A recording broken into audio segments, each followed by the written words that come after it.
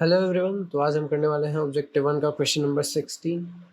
तो क्वेश्चन कहता है कि let theta denote the angular displacement of a simple pendulum oscillating in a vertical plane if the mass of the bob is m, the tension in the string is mg cos theta when. Alright, तो ये हमारा जो है ceiling से एक बंधा हुआ है स्ट्रिंग से अटैच है बॉब ऑफ मास m। ये जो है ऐसा मोशन कर रहा है पेंडुलम अपना, और मान लीजिए किसी ऊंचाई पे आके जो है यहाँ पे एंगल बना लेता है ये मीन पोजीशन से थीटा। ठीक है, थीटा एंगल बनाया तो इस पर नीचे की तरफ फोर्सेस लग रहा है। एक तो एम जी, ये एंगल जो है थीटा है तो यहाँ भी एंगल थीटा, तो इधर हो जाएगा फोर्स कितना, एम जी कॉस थीटा। इसके अपोजिट यहाँ पे फोर्स है टेंशन का फोर्स। ऑलराइट, और इधर फोर्स है, इधर फोर्स कितना है, एम जी साइन थीटा।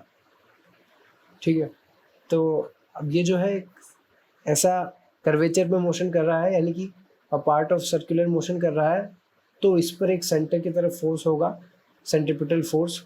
ठीक है, तो यहाँ पे नेट फोर्स टुवर्ड सेंटर कितना है, हम लिखते हैं नेट फोर्स टुवर्ड्स सेंटर, वो कितना है, वो है हमारा tension minus M G cos theta.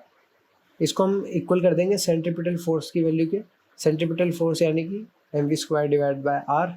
ठीक है, आर हो जाएगी हमारी ये length of string M V square, और वी हो जाएगी किसी भी पॉइंट पर जो है वेलोसिटी।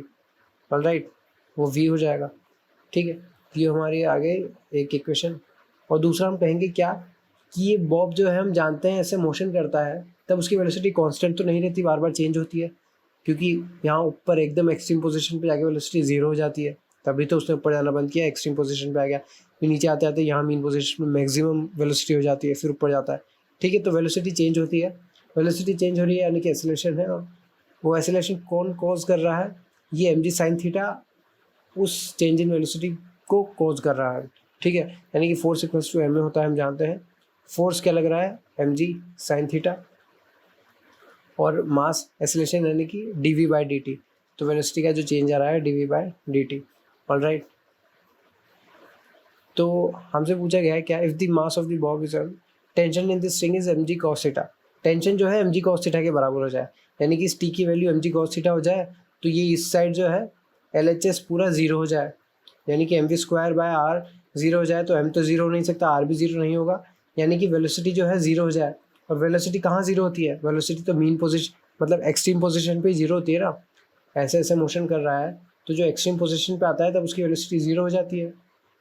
ऑलराइट, इसका तो यही मतलब हुआ। तो M G cos theta tension होती है कब, जब वेलोसिटी जीरो होती है, वेलोसिटी जीरो होती है एक्सट्रीम पोजिशन पे। ऑप्शन सी करेक्ट आंसर है। ठीक है, थैंक यू वेरी मच।